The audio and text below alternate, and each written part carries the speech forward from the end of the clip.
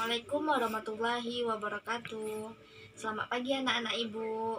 Bagaimana kabar kalian hari ini? Semoga kalian selalu sehat walafiat ya nak. Nah, hari ini kita akan membahas tentang materi lanjutan dinamika rotasi, yakni tentang momen inersia. Nah, apa itu momen inersia? Momen inersia adalah ukuran kelembaman partikel untuk melakukan rotasi atau berputar. Nah, momen inersia ini rumusnya adalah I sama dengan M kali R pangkat 2. Nah, momen inersia sendiri dilambangkan dengan huruf I ya nak. Momen inersia. Jangan sampai salah. Nah, kalau M apa? M massa ya nak, jangan sampai lupa. Kalau R adalah jarak. Nah, kalau massa kan satuannya kilogram. Kalau jarak satuannya meter pangkat 2, karena ini pangkat 2 ya nak.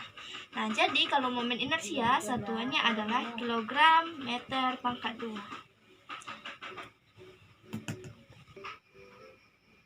Nah, momen inersia ini cara mencarinya pada saat di soal itu sama dengan torsi kayak kemarin nak. Nanti kita bahas contoh soalnya ya. Namun kalau di torsi kita kan kemarin torsi itu kan rumusnya F kali R. Masih ingat kan? Gaya kali jarak. Ini rumus torsi. Nah, untuk di momen inersia yang kita pakai adalah massa. Berarti kita memperhitungkan massa bendanya. Jadi momen inersia itu dipengaruhi oleh massa benda ya nak. Nah, jadi tadi kan momen inersia itu dipengaruhi oleh massa benda. Nah, apapun bendanya yang mau berputar itu kita perhitungkan massanya. Beda sama torsi kemarin. Kalau torsi tidak ya, nak. Nah, terus selain massa, kita juga memperhitungkan bentuk bendanya. Bentuk benda. Dan juga letak porosnya ya, nak.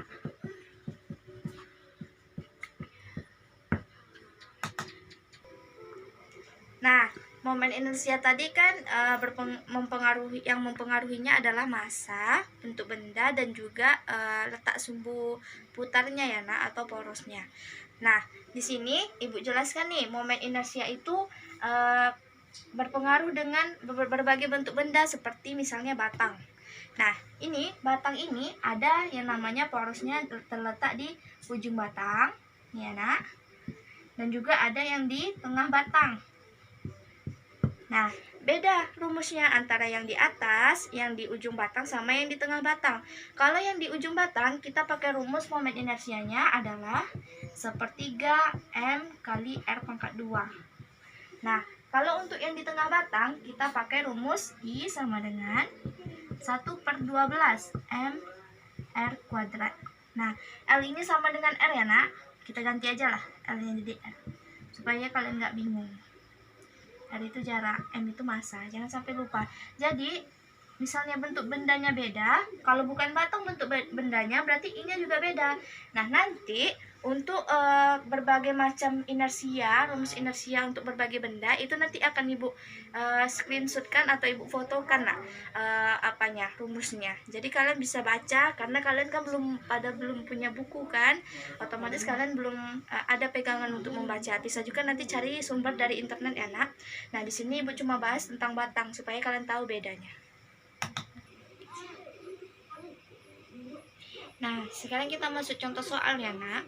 Di sini ada sebuah batang yang tidak bermassa, yakni yang di ujungnya itu terletak benda A dan benda B yang bermassa sama, yakni 5 kg dan 5 kg, terpisah dengan jarak 1,2 meter. Nah, kenapa di sini dibilang tongkatnya atau batangnya itu tidak bermassa, nak?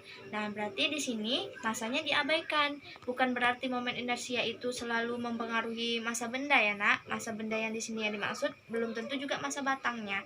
Jadi kalau massa batang yang tidak diketahui, otomatis kita tidak pakai rumus yang 1/12 12 tadi ya nak, kalau nggak salah ibu. Nah, yang kita nggak pakai 1/12 M kali R kuadrat, kita masih pakai rumus yang biasa. Nah, sebelum kita masuk ke rumus, kita bikin dulu diketahui seperti biasa ya nak. Massa A 5 kg, terus massa B 5 kg juga. Nah, jaraknya adalah 1,2 meter. Nah, yang ditanya momen inersia totalnya. I total. Nah, di sini kita lihat sumber rotasinya atau porosnya itu berada di tengah batang. Otomatis benda A akan berputar terhadap poros, benda B juga akan berputar terhadap poros ya. Sama kayak torsi kemarin. Nah, kalau untuk momen inersia kan rumusnya I sama dengan mr kuadrat karena di sini I total yang ditanya, otomatis kita cari IA ditambah IB.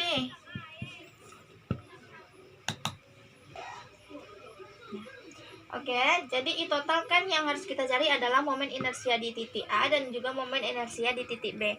Jadi, kita masukkan rumus momen inersianya. I total sama dengan MA kali RA kuadrat tambah MB dikali RB kuadrat. Oke.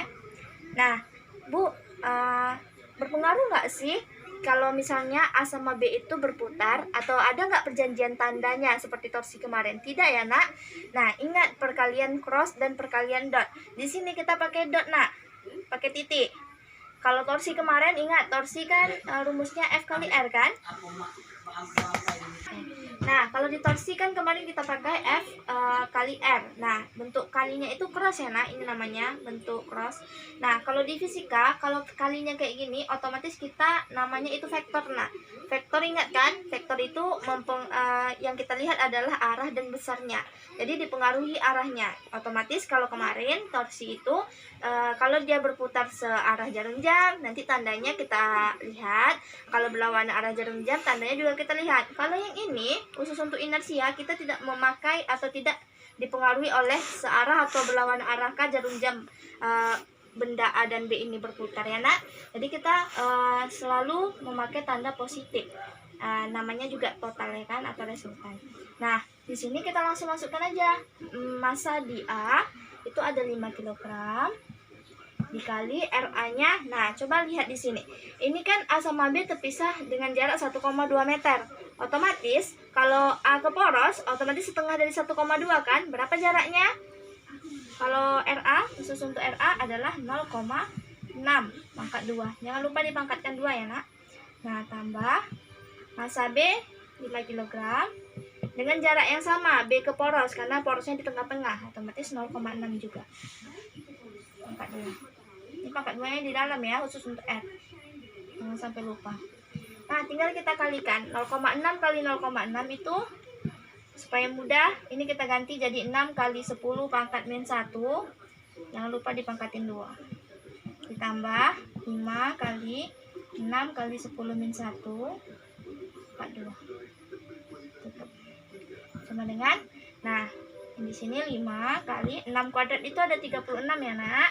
Dikali, jangan lupa min 1 kalau dikali 2 jadi 10 min 2. Tambah 5 kali 36 kali 10 min 2. Nah, 5 kali 36 hasilnya 180 kali 10 min 2 tambah 180 kali 10 min 2.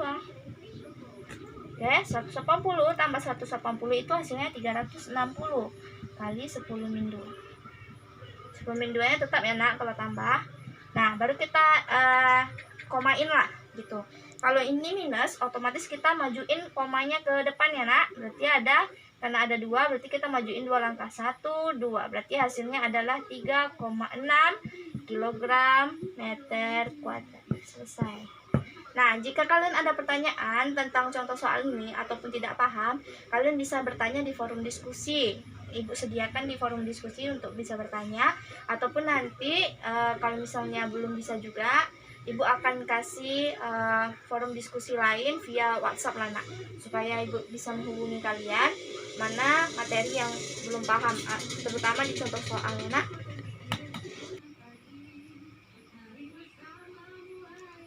Oke, setelah mempelajari contoh soal pertama tadi, dimana tadi kan contoh soal pertama kita mengabaikan masa batangnya ya nak, otomatis kita tidak memakai rumus momen inersia yang dipengaruhi oleh bentuk benda. Nah di sini kita akan memakai rumus momen inersia yang dipengaruhi oleh bentuk benda, dimana di sini bendanya adalah bola pejal. Oke. Nah, di sini contoh soalnya ada sebuah bola pejal bermasa 2 kg yang berputar terhadap poros sejauh 2 meter. Berapakah nilai momen inersianya? Nah, di sini kita buat diketahui dulu.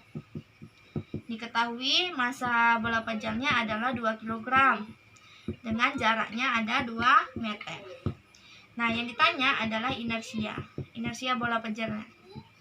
Nah, di sini dia hanya memiliki satu titik poros ya nak, ataupun satu titik poros, yakni bola pejal itu berputar terhadap porosnya sendiri. Kalau tadi kan bendanya ada dua, ada bola A dan juga bola B. Nah jadi di sini kita langsung pakai aja rumusnya. Nah rumus momen inersia pada bola pejal akan ada ibu share di ibu fotokan ya nak, tentang rumus momen inersia terhadap berbagai bentuk benda. Nah khusus untuk bola pejal rumus inersianya adalah 2/5 kali massa kali R pangkat 2, jarak pangkat 2. Nah, sini kita tinggal masukkan saja. Berarti 2/5 dikali massanya berapa? 2 kg. Dikali jari-jarinya 2 pangkat 2. Oke. Nah, tinggal kita kalikan. 2 kali 2 4. 4 kali 2 pangkat 2 4 juga kan? Jadi 4 kali 4 16. 16/5 kilogram meter pangkat 2. Dah, selesai. Nah, jika masih belum paham juga, kalian juga bisa bertanya di forum diskusi yang sudah Ibu sediakan.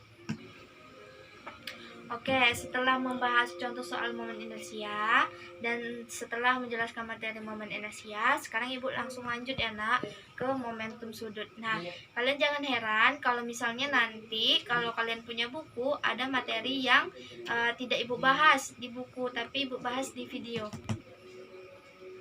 Oke. Nah, nanti kalau misalnya kalian punya buku, terus kalian lihat materi-materinya, nanti pasti ada materi yang Ibu langkaukan ya nak. Itu karena apa? Karena di belajar online ini kita hanya membahas tentang materi esensial, materi yang kemungkinan pasti masuk dan berhubungan pada saat kalian nanti mempelajari materi lainnya, ataupun pada saat kalian nanti di kelas 3, terutama pada saat membahas soal UN ya, kalau misalnya ada UN. Jadi materi yang Ibu masukkan di sini hanya materi esensial yang Ibu anggap penting saja untuk diajarkan kepada kalian. Nah, termasuk salah satunya materi momentum sudut yang sekarang akan Ibu bahas. Nah, momentum sudut ini merupakan kecepatan sudut benda yang berputar terhadap porosnya ya nak. Nah, momentum sudut ini dilambangkan oleh huruf L, yang mana rumusnya adalah I dikali omega. Nah, I ini momen inersia, L ini tadi momentum sudut ya nak, I ini momen inersia, dan omega adalah kecepatan sudut. Ini pelajaran kelas 1 kemarin yang sampai lupa. Nah, momen inersia tadi kan satuannya adalah kilogram meter pangkat 2. Kalau kecepatan sudut adalah rad per sekon. Nah, jadi untuk L itu satuannya adalah kilogram meter kuadrat per sekon. Nah, kenapa nggak ada radnya Bu? Karena rad itu sebenarnya hampir setara dengan meter ya nak. Jadi rad itu tidak terpakai sebenarnya untuk di momentum sudut untuk satuannya. Skip. Oke, kita masuk contoh soal momentum sudut. Nah, di sini ada soalnya, yakni seorang penari balet dengan tangan terlentang mempunyai momen inersia sebesar 6,4 kg meter kuadrat yang berotasi dengan kecepatan sudut 10 rad per sekon. Yang berotasi dengan kecepatan sudut 10 radian per sekon. Ketika tangan dirapatkan, momen inersianya menjadi 1,6 kg meter kuadrat. Nah, berapakah kecepatan sudutnya? Nah, sebelumnya kita buat diketahui dulu ya nak. Diketahui di sini ada momen inersia 6,4. Berarti I1 lah kita anggap ya. Sama dengan 6,4 kg meter kuadrat.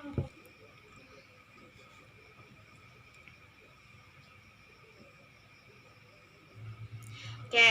Nah, tadi momen inersianya adalah 6,4 kg meter kuadrat ya nak. Ini kita anggap momen inersia yang pertama. Dengan kecepatan sudutnya 10 rad per sekon. Berarti omega satunya sama dengan 10 rad per sekon. Nah, momen inersia yang keduanya 1,6. Ya, 1,6 kg meter kuadrat. Nah, yang dipertanyakan adalah berapakah kecepatan sudut yang keduanya pada saat posisi kedua. Nah, di sini akan berlaku hukum kekekalan momentum sudut. Apa itu hukum kekekalan momentum sudut? Oke, ini langsung Ibu bikin diketahui, ditanya dan dijawab ya nak. Kalau untuk contoh soalnya belum sempat melihat di sini, kita lihat di cuplikan yang sebelumnya ya nak ya. Nah, di sini kita tinggal jawab. Nah, tadi Ibu bilang untuk soal yang momentum sudut ini yang Ibu berikan ini, kita akan mempelajari tentang hukum kekekalan momentum sudut. Apa itu hukum kekekalan momentum sudut? Yakni berapapun nilai momentum sudut yang pada posisi awal itu akan sama dengan berapa nilai momentum sudut di posisi akhir, yakni L1 sama dengan L2. Berarti namanya konstan ya nak. Nah, kita masukkan rumus L tadi adalah I kali omega kan. Nah, kita masukkan di sini. Oke, nah momen inersia yang pertama 6,4. Kita masukkan 6,4 kali 10 untuk omeganya.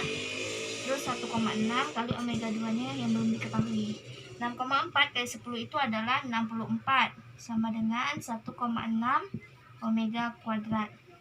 Nah, jadi omega kuadratnya berapa nilainya? Omega kuadrat sama dengan 64 per 1,6 sama dengan 64 bagi 1,6. Nah, supaya mudah seperti biasa Ibu menyarankan pakai notasi ilmiah ya. Jadi 1,6 nya kita ganti jadi 16 kali 10 min 1. Kenapa min 1 Bu? Karena ini komanya kalau kita pindahkan ke sini hanya berjarak satu langkah ya kan. Nah, kalau koma itu tandanya minus. Karena cuma satu langkah berarti minus 1. Nah, sekarang kita bagi 64 bagi 16 berapa nak? 4. Dan jangan lupa ini 10 min 1 bisa kita naikkan ke atas, tapi minusnya ganti jadi positif. Jadi 4 kali 10 pangkat 1. Jadi berapa nilainya? 40 rad per sekon. Oke. Seginilah hasil kecepatan sudut pada contoh soal tersebut. Kalau kalian tidak paham ataupun masih ragu, bisa ditanyakan di forum diskusi seperti biasa ya nak. Nanti bakal Ibu bantu untuk memahaminya. Oke, baiklah. Nah, tadi kita sudah membahas tentang momen inersia dan juga tentang momentum sudut. Semoga kalian bisa memahaminya ya nak. Nah, kalau misalnya kalian belum paham ataupun masih ragu tentang contoh soal yang telah Ibu berikan, Ibu membuka forum diskusi di Google Classroom. Silahkan bertanya. Apapun pertanyaan kalian yang masih menyangkut tentang materi yang Ibu berikan hari ini, akan Ibu berikan penilaian seperti yang telah Ibu jelaskan di mekanisme belajar kita sebelumnya. Nah, semoga Ibu harap anak-anak Ibu terus selalu semangat belajar. Dan juga Ibu doakan semoga pemahaman kalian semakin lancar, terutama dalam memahami materi fisika yang Ibu berikan. Ibu harap kalian tidak pernah menyerah dan terus mau mencoba, karena fisika ini intinya adalah mencoba ya nak. Terus mencoba walaupun salah, walaupun tidak paham. Kalau kalian rajin, insya Allah Allah akan beri jalan. Terima kasih. Assalamualaikum warahmatullahi wabarakatuh.